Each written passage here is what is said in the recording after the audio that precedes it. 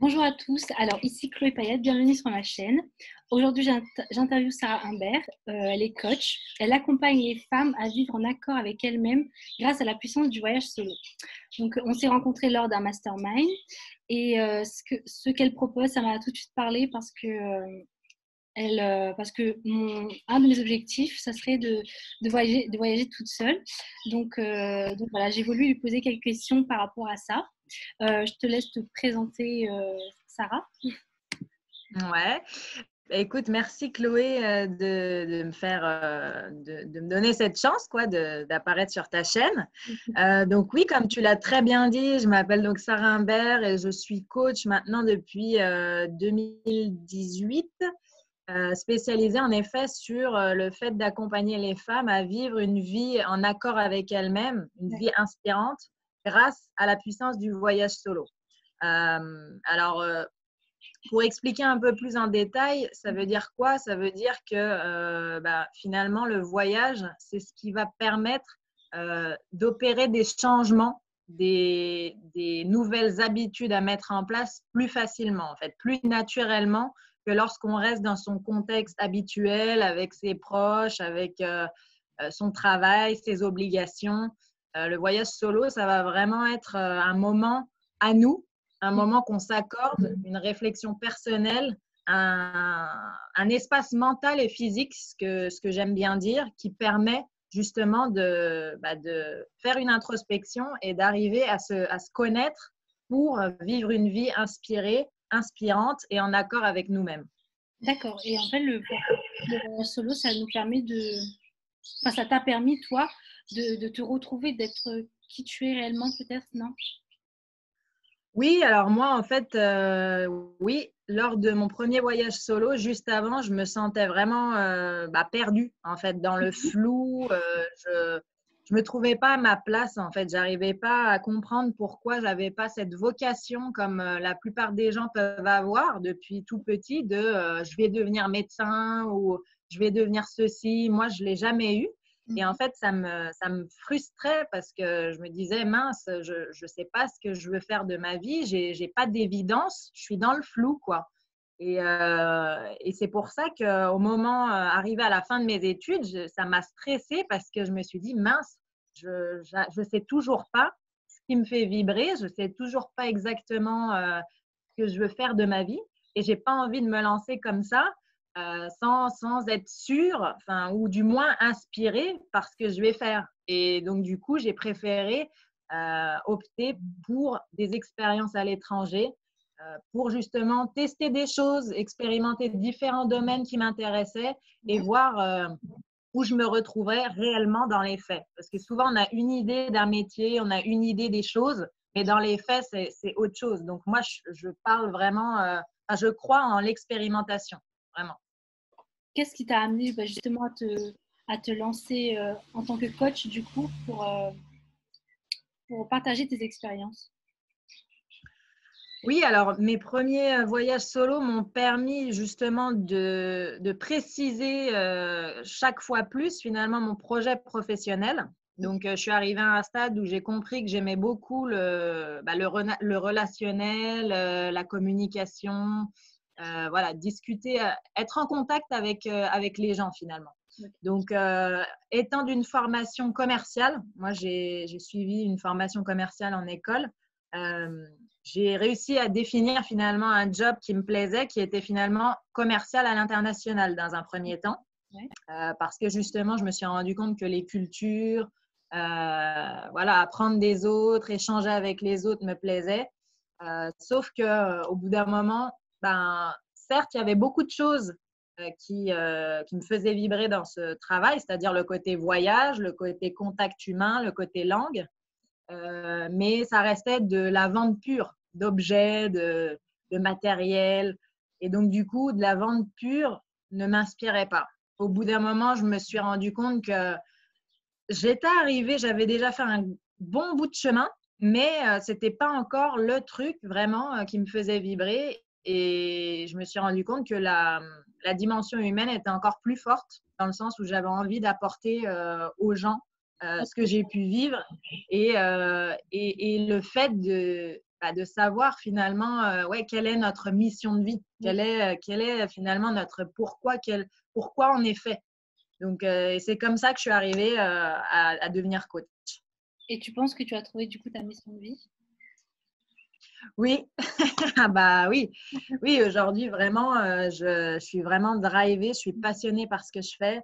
Ça se voit. J'adore, j'adore aider les gens, j'adore partager mon expérience, j'adore utiliser finalement de mon expertise, en effet, dans tout ce qui est connaissance de soi, pensée positive, pour vraiment arriver à ce que les gens voient leur vie d'un angle différent, si tu veux, d'un angle différent, et surtout voient leur vie comme ils doivent la voir et pas comme le système leur fait voir. Et du coup, tu utilises le développement non, le voyage pour, euh, pour travailler son développement personnel, non? Oui, voilà. Alors en fait, de base, je suis coach, hein, coach de vie. Donc, je suis spécialisée sur la connaissance de soi et l'optimisme ou la pensée positive. Mais derrière, j'utilise du coup, en dehors des outils standards de coaching, mon outil phare, c'est le voyage. C'est le voyage. Pourquoi? Parce que, comme je l'ai dit en début d'interview, c'est vraiment ce voyage qui va symboliser d'une part la prise en main de sa vie. C'est-à-dire qu'on va vraiment designer le voyage solo de tes rêves, par exemple. Si demain tu es ma cliente, on va designer le voyage solo de tes rêves pour vraiment que tu sois dans des conditions les plus optimales possibles. Et grâce à ce design déjà de voyage solo, déjà ça va être un vrai exercice de connaissance de soi, rien qu'en faisant ça, tu vois. D'accord. Et ensuite, arriver du coup dans ton voyage solo, qui peut être d'un week-end ou d'une semaine, ça dépend. On va vraiment travailler justement sur l'introspection, des questions profondes, une réflexion pour justement comprendre davantage ta personne, savoir qui tu es, qu'est-ce que tu veux dans la vie, vraiment identifier vraiment tes valeurs fortes, ce qui est important pour toi dans la vie et comment du coup tu veux continuer finalement à vivre ta vie, comment tu veux la manier à l'avenir si tu veux. On va mettre en place un plan d'action, des objectifs en fonction de ce qu'on aura identifié ensemble. Et donc, mais du coup, les voyages solo, ça dépend du coup de tes clientes. C'est-à-dire que… Ouais, ça dépend de mes clientes, évidemment. Plus le voyage solo est long, plus les résultats, la transformation va être forte. Mais déjà, le fait de partir ne serait-ce qu'un week-end ou une semaine, c'est déjà incroyable. C'est déjà une preuve de se faire confiance. C'est déjà une preuve de se faire confiance. C'est déjà une expérience qui permet de se retrouver face à nous-mêmes. Et donc, du coup, qui va finalement ne pas être si angoissante que ça parce que justement, j'interviens, j'accompagne à ce moment-là pour en faire une des plus belles expériences et surtout transformatrices, révélatrices finalement de ce qu'on veut dans notre vie finalement. Parce que je pars du principe que notre vie doit représenter qui on est. Donc, l'idée, c'est vraiment d'arriver à une vie inspirante finalement, à une vie inspirante. Moi, j'aide les femmes à arriver à une vie inspirante grâce à la puissance du voyage solo et du coup de la connaissance de soi, parce que la puissance du voyage solo, c'est justement nous retrouver face à nous-mêmes, face au monde et voir comment on réagit dans ce monde, comment on se comporte, qu'est-ce qu'on fait, comment on surpasse les choses, c'est vraiment justement, on se met à nu finalement en partant en voyage solo. Et du coup, tu penses que les voyages solo, ça permet de s'acclimater à la solitude en quelque sorte? Ça permet de comprendre la force de la solitude. Moi-même, pendant des années, je détestais, je ne voyais aucun intérêt à la solitude. Ouais. Pour moi, je suis quelqu'un qui est très, justement, dans la positivité. J'aime beaucoup partager, j'aime beaucoup m'entourer. Mais le trop d'entourage, c'est ça qui va nous faire nous oublier aussi. C'est ça qui va nous faire finalement avoir des œillères, comme on dit, Et du coup, on va vivre à travers les autres avant de vivre à travers nous. Ouais. Donc, la solitude, j'appellerais même pas ça. Ouais, si, c'est la solitude, mais c'est ça vraiment qui va nous permettre d'atteindre un niveau de vie de qualité. Faut comprendre que ces moments de solitude, il faut quand même en avoir dans la vie. Sinon, on vit à travers les autres et on ne vit pas à travers nous. Et comment tu l'as vécu, toi, cette solitude, pardon, pendant ces voyages? Est-ce que tu l'as bien... Enfin oui, au départ, comment ça a été? Genre, est-ce que tu as eu des peurs, des craintes? Ah oui, non, non, non, non, j'ai eu des grosses peurs, des grosses craintes. C'est tout à fait normal. Déjà, la démarche de partir en voyage solo, il faut comprendre que la peur, elle est normale. Les gens qui se bloquent parce qu'ils ont peur, c'est dommage parce que c'est une réaction normale, c'est une réaction humaine. Donc, derrière, il faut juste comprendre, il faut l'accepter et il faut comprendre que c'est juste au moment de sauter le pas que ça va être le plus dur et ensuite de s'acclimater, on va dire, à ce changement, à ce nouvel environnement. Il faut juste comprendre qu'il va y avoir en effet un malaise à ce moment-là, mais après, c'est comme tout, on est humain, on s'adapte, on va avoir un nouveau cadre de vie, on va avoir des nouvelles habitudes et ça y est, ce sera passé comme une lettre à la poste en fait. Il faut juste le comprendre que c'est comme quand on déménage, tu vois. Même en France, quand tu déménages, tu as une période, tu n'es pas bien parce que tu connais pas, tu n'as pas tes repères, tu connais pas, mais c'est de partir en voyage solo, c'est exactement pareil. Tu vas arriver dans un endroit, tu vas être perdu un peu au début parce que tu n'as pas de repères, tu n'as pas tes bases et tout. Du coup, c'est lourd. Et au bout d'un moment, tu auras tes repères, tu vas te refaire finalement ton petit cadre à toi finalement dans ce nouvel endroit. Donc, Mais du coup, quand tu accompagnes tes clientes, c'est du début jusqu'à la fin ou bien c'est vraiment juste au début ou bien...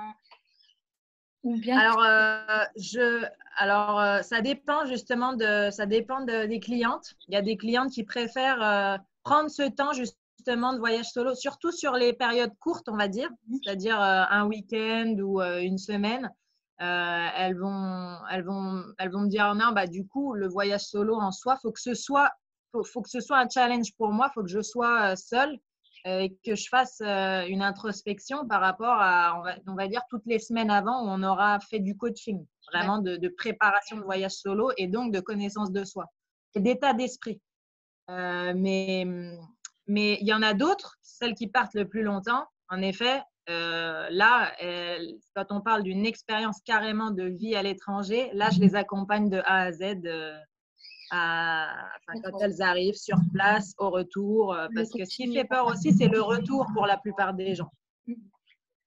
Et le retour, c'est-à-dire pourquoi? Parce que des fois, il y a des personnes qui ont peur de partir parce qu'elles ont peur de revenir. Et moi, on m'a déjà sorti ah non, moi, je préfère pas faire ça parce qu'après, ça me fait un trou dans le CV. Après, pour trouver du travail, ça sera plus difficile. Je fais pas ça parce que je vais revenir bredouille, j'aurai plus d'argent, etc., etc. Il y a beaucoup de peurs liées au retour qui fait que il est important aussi d'accompagner finalement au retour. Même si des fois, certaines personnes restent. Oui. Certaines personnes restent tellement elles y ont trouvé leur bonheur, une révélation. Donc, c'est ça le plus important.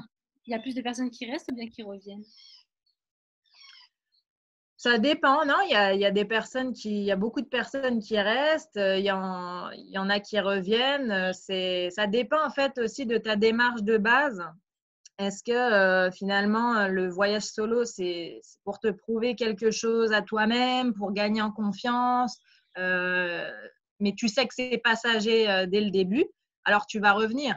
Alors qu'une personne vraiment qui trouve pas son compte en France ou quoi, qui se pose déjà pas mal de questions et qui donc voudrait valider cette hypothèse-là, bah, elle a plus de chances de rester derrière finalement. Parce que si elle trouve un travail et que, comme je l'ai dit avant, elle se refait un cadre de vie ça se refait rapidement. Hein. On a cette croyance limitante que c'est dur de se refaire un cadre de vie. Honnêtement, si on a les bons outils, c'est loin d'être difficile. Non. Après, ouais, ça dépend aussi des personnes, mais moi, je pense que si je ferais un voyage solo, je pense que je serais plus tentée à rester que de revenir. Le fait de Mhm. découvrir autre chose, le changement, en fait, j'aime bien le changement, en fait. Mm. Toi, Ouais. Ouais, dis-moi, ouais, le changement. est-ce que toi, justement, tu aimes ce changement-là, c'est-à-dire que tu bouges tout le temps, en fait. Est-ce que tu voyages tout le temps? Comment tu... Ben, écoute, oui, je suis toujours en électron libre parce que le voyage solo, pour moi, c'est quelque chose qui me permet de rester éveillé, si tu Ouais, veux, de rester éveillé parce que on a vite tendance à tomber dans une routine, on a vite tendance à tomber de la répétition.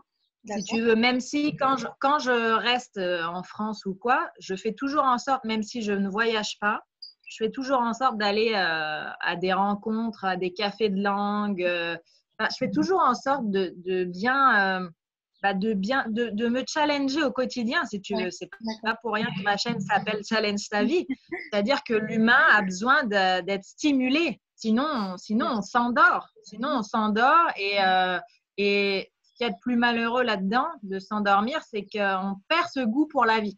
Oui, oui, totalement. Donc, au-delà de ça, je voyage énormément, oui, parce que à chaque fois que je voyage, j'apprends des choses sur le monde, j'apprends des choses sur moi-même. Ouais. Enfin, vraiment, la connaissance de soi, c'est même la quête d'une vie. Oui, C'est quelque chose, c'est comme le développement personnel ou le sport, c'est des choses que tu dois entretenir au quotidien. Et moi, c'est ma manière d'entretenir ma connaissance de moi-même, de continuer à voyager, de me challenger, de faire d'aller faire des choses différentes dans mon quotidien, sans parler de voyage, tu vois. en fait, le changement te rend un peu plus épanoui chaque jour, en fait, c'est ça.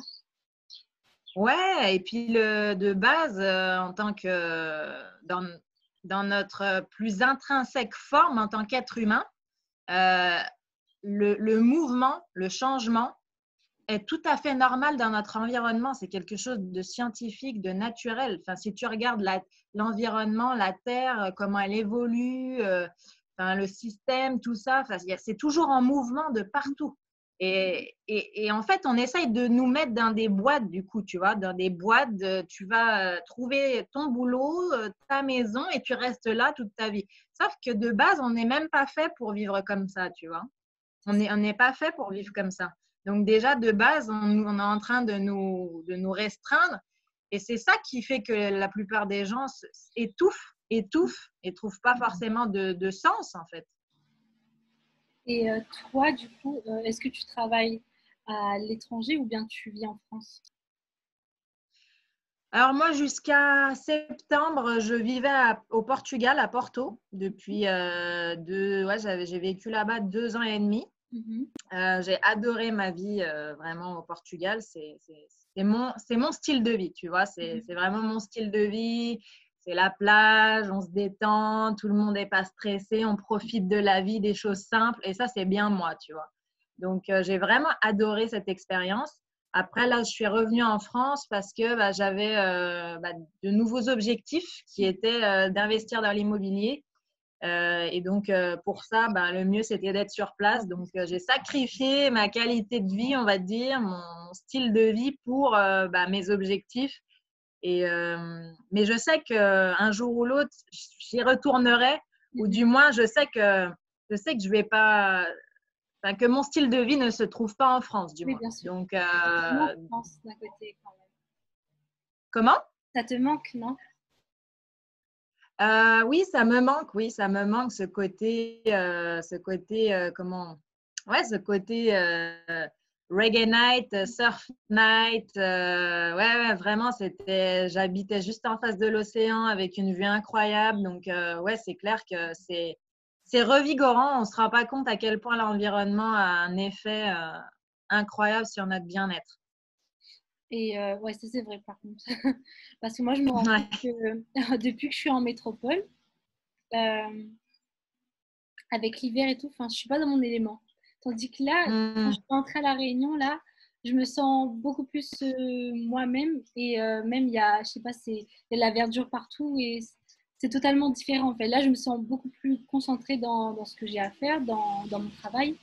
Et Mm. ouais. Non, mais totalement, tu as raison. Mm. Non, non, c'est important. C'est important de trouver son style de vie, son environnement de vie, ouais, ses valeurs fortes, la chose importante dans sa vie. Enfin, c'est des choses. Et en fait, la plupart des gens, tu vois, la plupart des clients, des personnes que j'ai suivies, euh, ont pas mal de croyances limitantes dans le sens où bah, se connaître, faire un travail d'introspection comme ça personnel, bah, c'est égoïste ou ah bah non, mais moi je préfère vivre comme ça, comme tout le monde, parce que sinon ça va lever des questions dans ma famille, on va me faire des réflexions et ceci et cela. Et au final, c'est dommage parce que elles se privent en fait, elles se privent d'elles-mêmes, elles se privent d'elles-mêmes, de leur vie, de leur flamme intérieure pour du confort finalement vis-à-vis de l'extérieur. Donc c'est vraiment dommage.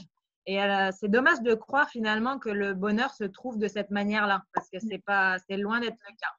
Mais tu arrives à leur donner ce déclic-là, justement. Oui, oui, du coup, bah, de toute manière, de base, il faut arriver à faire sauter un petit peu ces blocages, Bien sûr. à transformer ces croyances limitantes plutôt en croyances dynamisantes, où on va vraiment chercher le gain plutôt que l'inconfort ou la perte, finalement. On va se concentrer vraiment sur le gain, ce que ça peut apporter, plutôt que tout le désagrément que ça peut causer. Oui. Et c'est comme ça, finalement, en blindant vraiment cette vision de gain, on va arriver au fait qu'en effet, oui, travailler sur soi, c'est ultra important. Le voyage solo, en plus, ça va faciliter, on va dire, ce travail parce que c'est un travail lourd. Ça, j'en suis tout à fait consciente. C'est un travail lourd de travailler sur soi pour tout le monde. C'est gênant. Mais justement, le voyage nous met dans des conditions plus agréables pour faire ce travail-là. Donc moi, j'hésite pas une minute entre faire une formation de dev perso où je dois travailler sur moi de chez moi, dans mon cadre, avec les mêmes murs, les mêmes gens, que faire un travail sur moi, mettre en place des nouvelles habitudes, avoir des prises de conscience, des déclics dans un environnement qui me fait rêver, tu vois. Mhm. C'est le cadre n'est pas le même aussi. Je pense que tu es plus Mm. inspiré dans un endroit où où tu te sens vraiment à l'aise, où tu es bien. Et Mm. ouais, l'environnement change tout en fait. Mm. Je Tout vais, à fait. je vais te demander, c'est quelle destination, enfin ta première destination pour ton voyage solo du coup? Ah ouais, alors moi, mon premier voyage solo, je suis partie aux États-Unis. Donc, Ah, c'était un sacré ouais, bouleversement. Honnêtement, je viens pas d'une grande ville en plus, donc je suis passée d'un village à la capitale des États-Unis, Washington, D.C. Donc, honnêtement, ça m'a retourné le cerveau. Ça m'a retourné le cerveau. C'était impressionnant. Quand je suis arrivée, je me rappelle, je suis arrivée déjà, j'étais un peu bouleversée et tout. Je regardais un peu autour de moi. Je me disais, mais qu'est-ce que je fous là? Je me disais, mais qu'est-ce que je fous là? Mais qu'est-ce que je fous là? Et le lendemain, le pire, c'était le lendemain. Quand je suis allée me coucher le soir. Le lendemain, je me suis réveillée. Je savais même pas où j'étais. Enfin, Ouah, je me rappelais plus de où j'étais. Enfin, je reconnaissais pas et j'étais là, t'es j'étais impressionnée. complètement perdue. Complètement perdue. Je me rappelle, mais je me suis pas levée. Je me suis pas levée de mon lit jusqu'à milieu d'après-midi tellement, comme si j'étais tétanisée en fait. D'accord, ouais. J'étais tétanisée. J'étais là, mais putain, mais qu'est-ce que je fous là et tout. Mais qu'est-ce que je vais faire et tout. Mais et du coup, j'avais pas la force de me lever. je me levais pas. Et jusqu'à un moment où je me suis dit, non mais Sarah, enfin, j'aime bien parce que j'ai l'impression d'avoir une voix qui me parle tout le temps, qui me booste. Et donc, j'ai eu cette voix à ce moment-là qui me dit, non mais Sarah, tu te rends compte de la chance que tu as? Tu es aux États-Unis, tu as eu cette opportunité grâce à ton beau-père qui a parlé à un de ses clients, qui a une connaissance aux États-Unis. Tu es là, putain, il y a plein de gens qui aimeraient être à ta place et là, tu es en train de te faire dessus et tout. Tu vas passer à côté. Enfin, tu vois, je me suis dit des trucs comme ça et je me suis levée et dans l'après-midi, du coup, je suis allée me balader dans le quartier où j'habitais en mode découverte totale, quoi, en mode détends-toi Sarah, regarde, observe, arrête de te faire des idées, juste observe, regarde. En fait, Et c'était incroyable. C'est ta voix intérieure qui t'a donné ce déclic. Oui, oui, oui. Et le truc, c'est que c'est bizarre. J'ai souvent cette voix intérieure, quoi, qui me… Et je pense que c'est pour ça que j'arrive à vraiment être optimiste au quotidien, à aller toujours de l'avant, c'est d'avoir cette voix intérieure qui fait me remettre à ma place quand je commence à me ramollir, tu vois. Enfin, c'est dingue, quoi. Et au final, tu vois, c'est ce que je t'ai dit. Ça a été un peu bizarre au début, mais au bout d'une semaine et demie, allez, bah, c'était mon quotidien. Ça y est, c'était mon quotidien. Je me prenais pour Snoop Dogg dans les rues de Washington DC, quoi. Ah, je te jure, truc de dingue. Et t'es resté combien de temps aux États-Unis, du coup? Je suis restée de avril à août. Août, ouais, donc avril, mai, juin, juillet, août. Ouais, tu vois, 5 mois. Ah ouais. 5 mois. Et tellement j'ai pris confiance en moi, j'ai fait un voyage solo en août. Je suis partie sur la côte ouest des États-Unis en faisant Los Angeles, San Francisco. J'ai fait un road trip comme ça, toute seule, en mode couchsurfing. Et alors là, si c'est pas révélateur de confiance en soi, ça, je sais pas ce que c'est. Tu vois, j'étais arrivée, j'étais tétanisée de base. Et en fait, ouais, t'as réussi à te reprendre en main en quelque sorte au bout d'une semaine, quoi. Bah, même pas au bout d'une semaine, je te dis, ça a vraiment duré le matin, là, le matin qui était super lourd. Mais après, je me suis dit, Sarah, arrête de trop penser, vis le truc au moment présent. Regarde, genre, kiffe le paysage, kiffe la dame qui est en train de t'héberger gratuitement, qui est en train de faire des efforts pour te faire goûter des spécialités américaines et tout. Enfin, kiffe le moment, arrête de te poser 36 questions, tu vois. Et donc, du coup, c'est comme ça que je me suis dit, mais putain, mais j'ai trop de chance en fait. Et tu travaillais là-bas ou bien tu étais en mode juste découverte, quoi? Non, non, justement, je travaillais, j'avais un stage à réaliser aux États-Unis. Et justement, un conseil que je peux donner aux gens qui veulent faire des voyages solo de longue durée, c'est vraiment d'en faire un projet, c'est-à-dire d'avoir quand même une chose, on sait qu'on va faire une chose sur place, tu vois.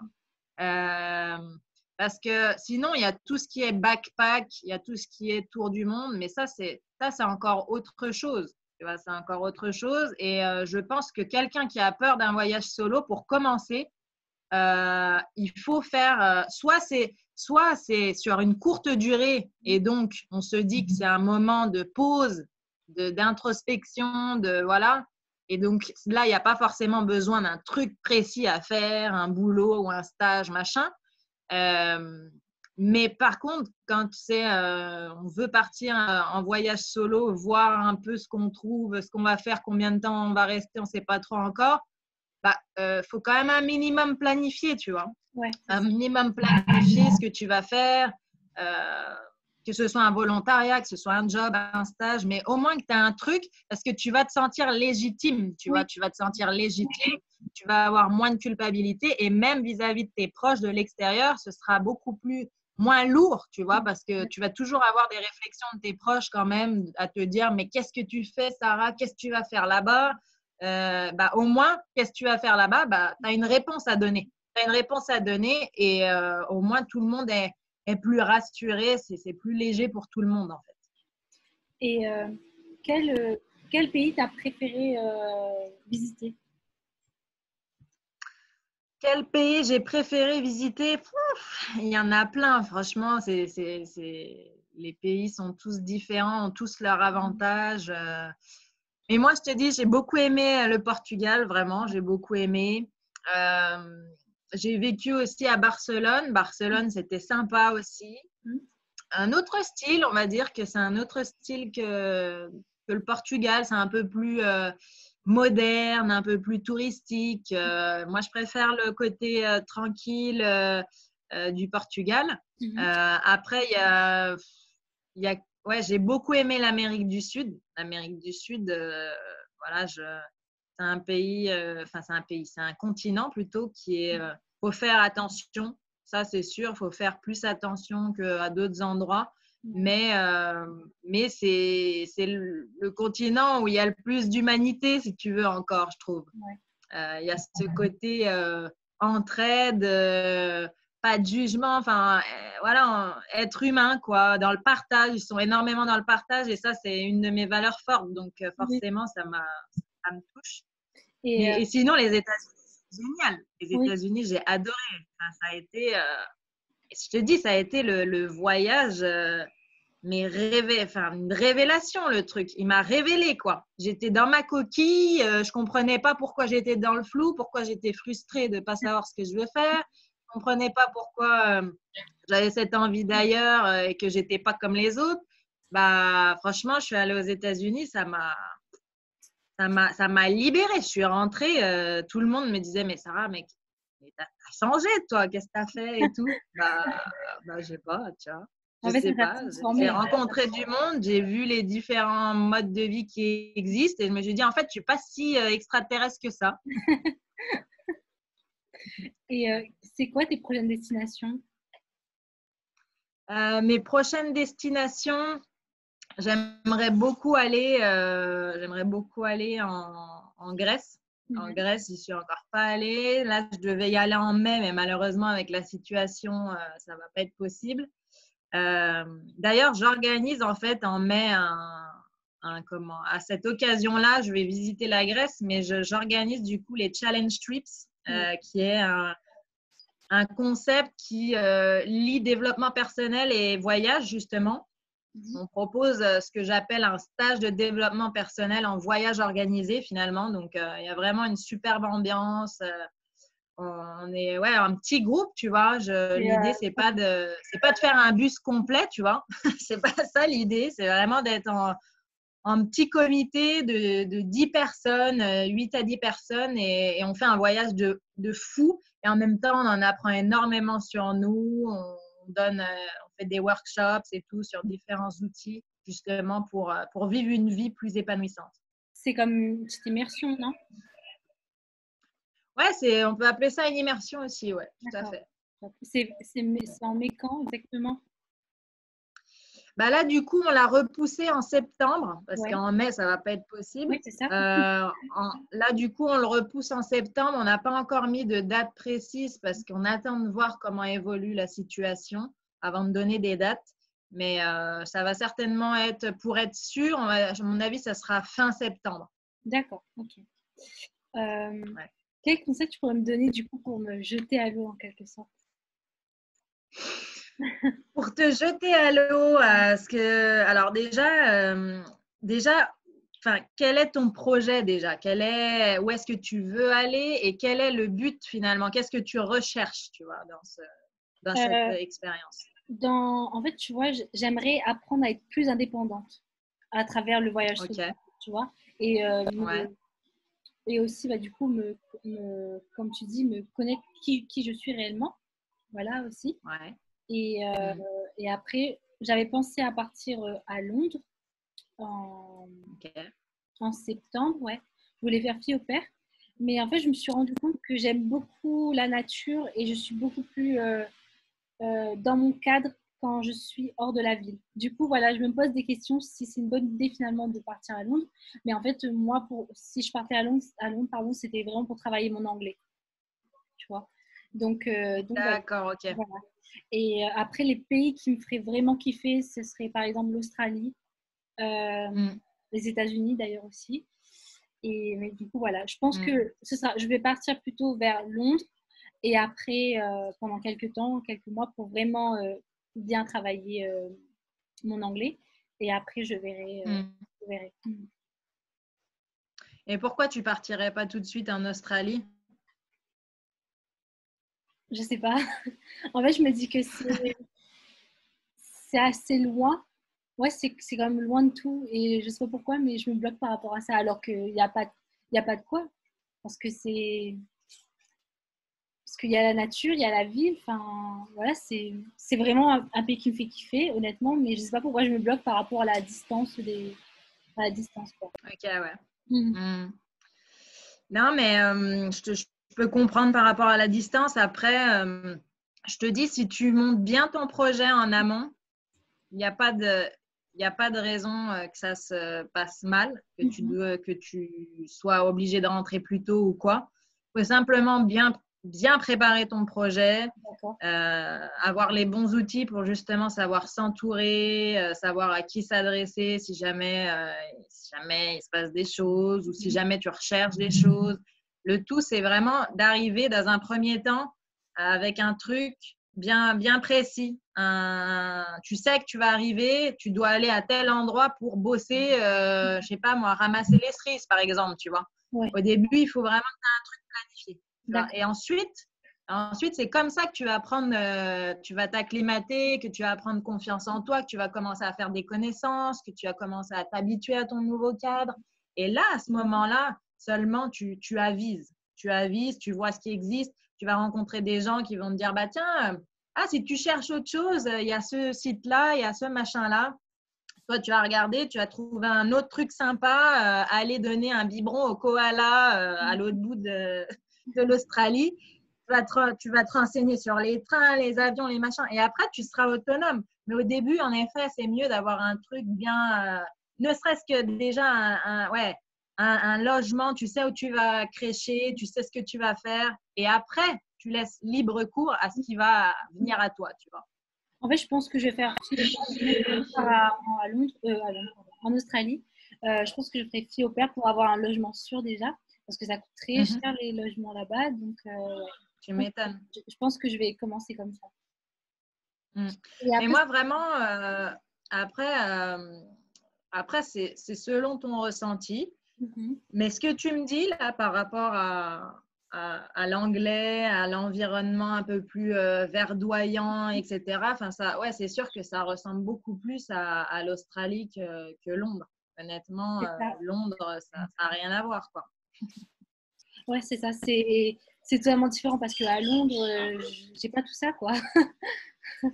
Non, ça n'a rien à voir. Mais bon, si tu veux te mettre le pied à l'étrier, il n'y a pas de mal non plus à aller à Londres, commencer ouais, voilà, à rencontrer du monde, à comprendre un peu l'environnement du voyage solo et quitte à faire ensuite, en effet, l'Australie ou les États-Unis. Mais moi, vraiment, je vois bien, vu ce que tu m'as dit, moi, je te dis l'Australie, hein. Ouais, Mm. parce que je sais pas, mais même mon corps, il me dit non, va en Australie, tu vois.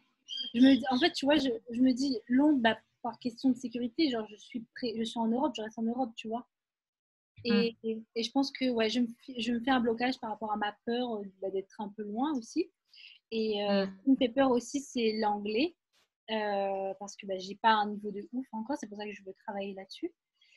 Et du coup, voilà, c'est ça qui me stresse un peu. Mais je me dis qu'au bout de un mois, vraiment, si je m'adapte bien, je pense que ça ira, quoi. Mm. Ouais, non, non, vraiment, l'anglais, tu peux l'apprendre en Australie, hein. Voilà, c'est Tu ça. peux l'apprendre en Australie. Après, faut pas que tu partes en zone de panique, tu vois. Oui, Euh, si c'est clair que là, c'est le plus adapté pour moi selon ce que tu me dis. Après, si vraiment ça te fait paniquer de partir à des milliers de kilomètres, c'est pas la peine non plus, tu vois. oui. Mais c'est à toi de ressentir ça. Après, dis-toi qu'il y en a plein qui l'ont fait. Il y en a plein qui s'en sont bien sortis. Et puis, dis-toi surtout, c'est quoi le pire que je risque? Ouais, c'est vrai. Mm. Donc, Ben, merci beaucoup, Sarah. voilà. C'est très gentil à toi. Merci pour cette interview. Merci d'avoir répondu à mes questions. Sur quel réseau on peut te suivre? Sur Ouais, Insta? alors moi, je suis sur YouTube, donc sur YouTube, la chaîne Challenge ta vie.